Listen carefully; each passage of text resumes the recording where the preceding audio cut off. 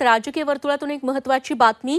खासदार निलेश लंके यांचं जन आक्रोश आंदोलन अजूनही सुरू आहे।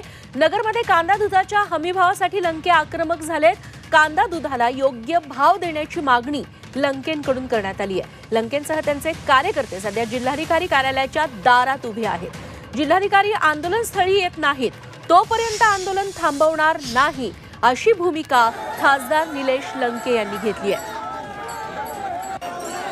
लैलेश बारगज यांचे प्रतिनिधी आपल्याला याबद्दल अधिक माहिती देतील। लैलेश, अजूनही आंदोलन सुरू आहे आणि जिल्हाधिकाऱ्यांची भेट त्यांच्याशी कधी होणार आहे, काय माहिती मिळतेय? निश्चितच गेल्या 7 तासांपासून नवनिर्वाचित खासदार निलेश लंके यांचं जन आक्रोश आंदोलन जिल्हाधिकारी कार्यालयाच्या दारात सुरू आहे। सुरुवातीला हे 11 वाजता एक मोर्चाच्या माध्यमातून निवेदन देण्यासाठी निलेश लंके या ठिकाणी आले होते आणि या ठिकाणी त्यांचा बैलगाडीतून आलेले असताना त्यांची बैलगाडी दारात अडवली आणि त्यानंतर मग त्यांनी जिल्हाधिकारी कार्यालयासमोरच ठिय्या मांडलेला आहे।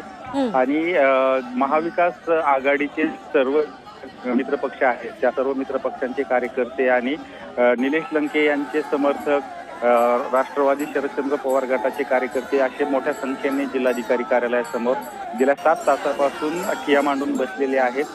दूध आणि कांद्याला हमी भाव मिळावा यासाठी कायदा व्हावा असं या निलेश लंके यांच्या सर्व कार्यकर्त्यांचं म्हणणं आहे। तशा प्रकारचं निवेदनही जिल्हाधिकाऱ्यांसाठी त्यांनी तयार केलेलं आहे।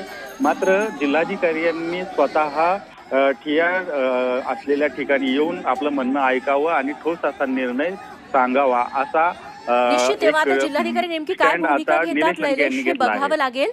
लैलेश, धन्यवाद तुम्ही दिलेल्या तपशिलांबद्दल।